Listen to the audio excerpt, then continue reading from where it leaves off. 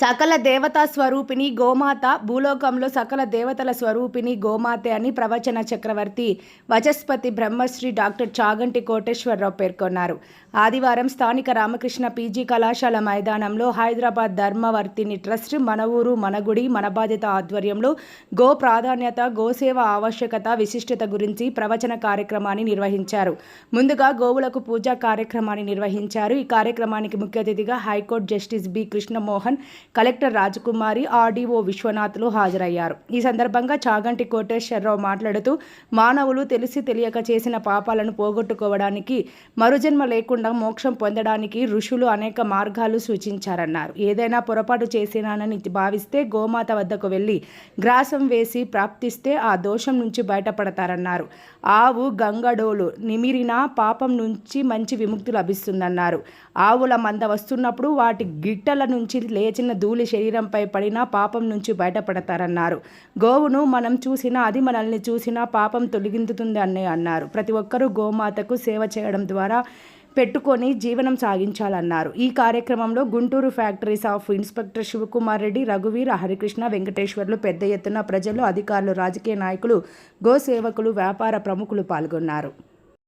దేవుడు అపర శంకరావతారులుగా పిలువబడే శ్రీ శ్రీ శ్రీ చంద్రశేఖరేంద్ర సరస్వతి మహాస్వామి వారు స్తోత్రం ఆధారంగా మహప్రాప్తి పూజ చేసుకున్నారు. వారందరూ మంచి వైవాహిక జీవితం సమకూరడం కూడా సమాజ హితాన్ని తన కర్తవ్యంగా భావిస్తూ సమాజ ఉపయోగకరమైన ఈ గోవుకు సంబంధించినటువంటి ఈ విశేషాలన్నీ విషయంతో దాన్ని మేము గురువు గారి ఆవిష్కరించేటువంటి సభ ప్రథమంగా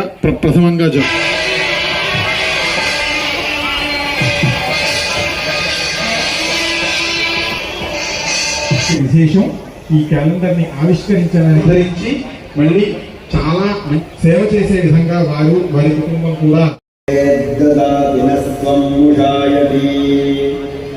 భూయో భూయో రయమినస్య వర్ధయన్ అభిన్నే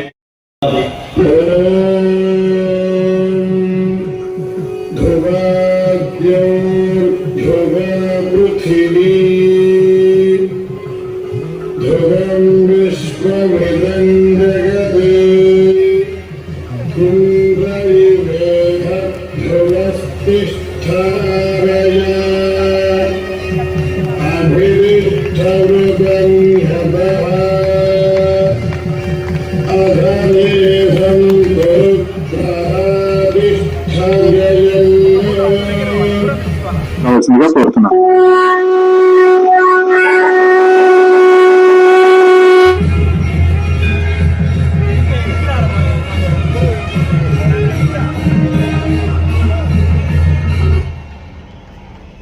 అట్లాగే ధర్మవర్ధిని ట్రస్ట్ తరఫున ఇది ఆయన తలపెట్టిన కార్యక్రమం ఏమేమో అన్నంతగా అనేటువంటి ఈ సంస్థకి నిర్వాహకులు వారు సనాతన ధర్మానికి సమాజ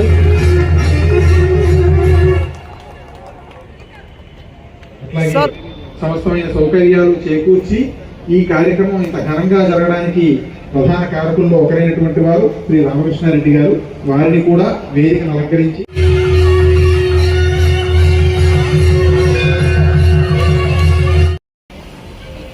అతిథులందరికీ సన్మాన కార్యక్రమం.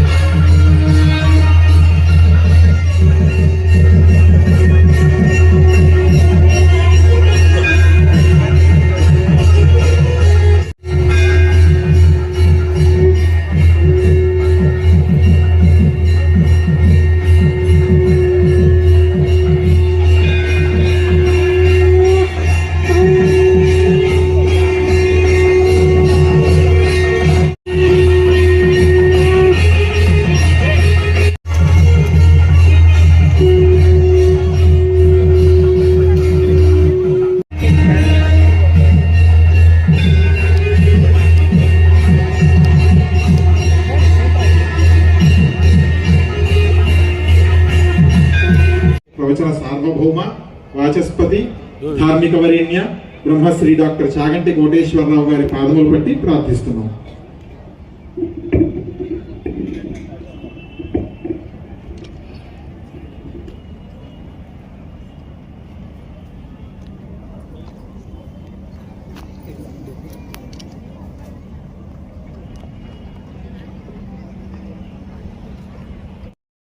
వస్తాయి. నిజానికి భారతదేశం శాంతి భద్రతలతో విలసిల్లుతూ అసలు ఒకరి ఇంట్లో వస్తువు ఒకరు కోరుకోకుండా పరద్రవ్యాన్ని అటువంటి అద్భుతమైనటువంటి చిత్రాలు తయారు చేశారు గో సంబంధంగా. మనకి శాస్త్రంలో ఏమిటంటే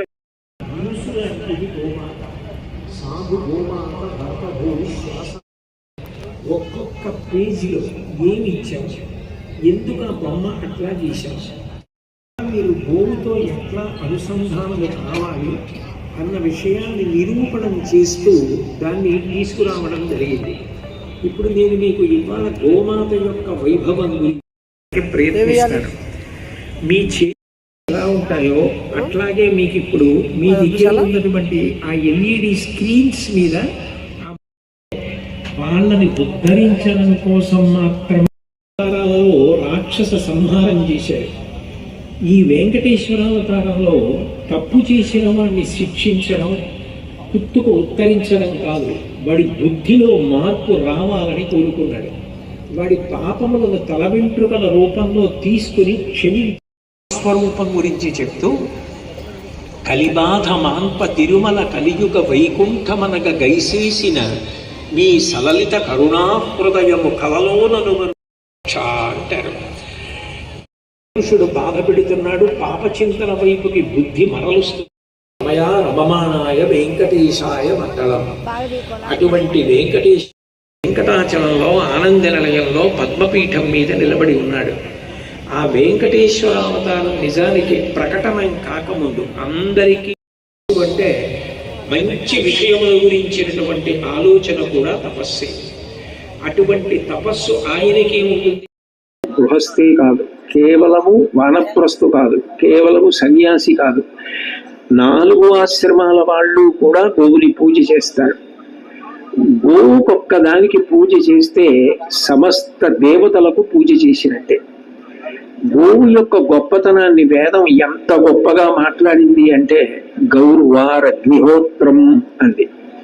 ప్రతివారు కూడా అగ్ని కార్యం చెయ్యాలి. నిజానికి వైద్యనాథ దీక్షితీయం ప్రకారం అయితే వీరు వారు అని నియమం లేదు, అందరూ అగ్ని కార్యం చెయ్యాలి. అసలు నిజానికి సనాతన ధర్మంలో ప్రతి వ్యక్తికి పుట్టుక నుంచి శరీరం పడిపోయే వరకు అగ్నితో సంబంధం. అటువంటి అగ్ని ఆరాధన చెయ్యలేకపోతే దానికి ప్రత్యామ్నాయం అత్యంత తేలికైన మార్గం ఏది అంటే గో పూజ, గోవుకి గ్రాసం పెట్టడం. ఒక హోమం చెయ్యాలి అంటే ఎన్నో విధి విధానాలు ఉంటాయి, ఎన్నో నియమాలు ఉంటాయి. అన్ని నియమాలు పాటించి మంత్రభాగంలో స్వాహాకారం వచ్చినప్పుడు చాలా జాగ్రత్తగా హవిస్సుని సమర్పించవలసి ఉంటుంది, ఇతర పదార్థాలని సమర్పించవలసి ఉంటుంది. కానీ అట్లా నేను వచ్చాను. ఇప్పుడు ఈ ఆవు పుట్టలో ఉన్నవాడు వెంకటేశ్వరుని తెలిసి ఆయన పోషణ కొరకు అని చెప్పి ఆవు పాలు విడిచిపెట్టి, తపస్సులో ఉన్నవారు కూడా ఆవు పాలు తాగుతారు. సన్యాసాశ్రమంలో ఉండి గొప్ప తపస్సు చేసిన వారు కూడా కేవలం ఆవు పాలు ఒక్కటే తీసుకుంటారు. శివాస్థానం అనేది కాంచీపురంలో.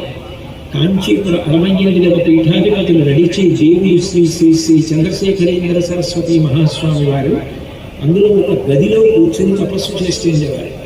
అసలు బయటికి వచ్చేవారు కాదు.